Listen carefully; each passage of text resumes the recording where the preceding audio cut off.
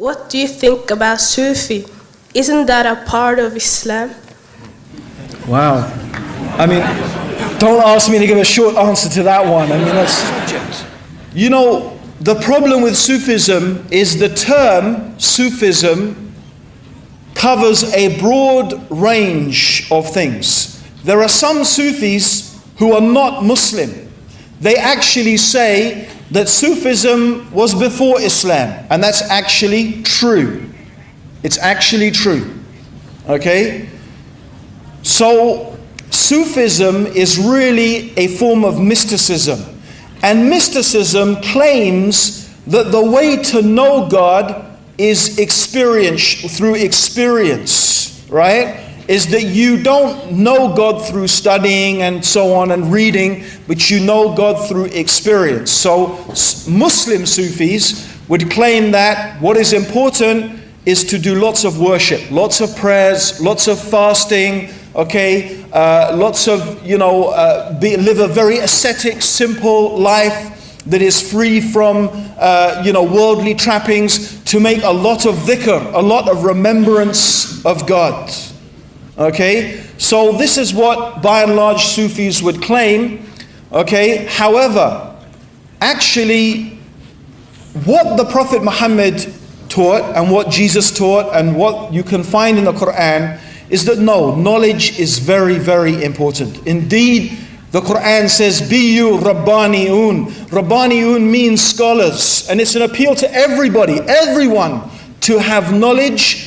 Those who know are not like those who do not know. And knowledge, as the Prophet ﷺ said, comes from studying.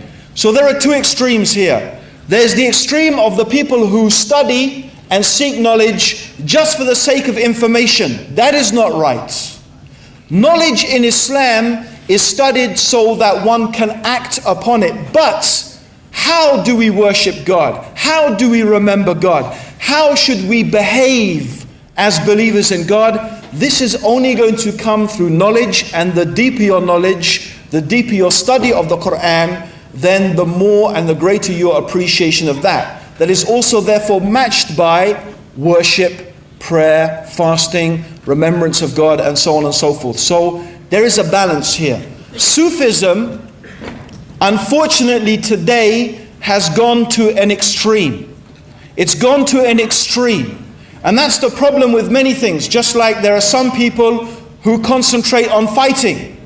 Fighting, Yes, Islam has some rules about fighting. Yes, the early Muslims did have to fight in order to fight for their survival and defend themselves and defend their land. But then some people imagine that this is all that Islam is about, this is the most important thing, and then they end up doing crazy things like, killing women and children and all sorts of things that are forbidden by the religion, and they think this is something the religion is teaching.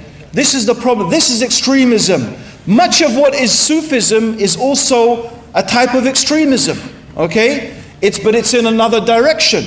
Okay, where they have gone to extremes in asceticism, in making dhikr, and even inventing things and doing crazy things like dancing around and twirling and getting to ecstatic states, and like if you could imagine the Prophet Muhammad and his companions, right, twirling around in the masjid and getting to ecstatic states. And this is not the religion.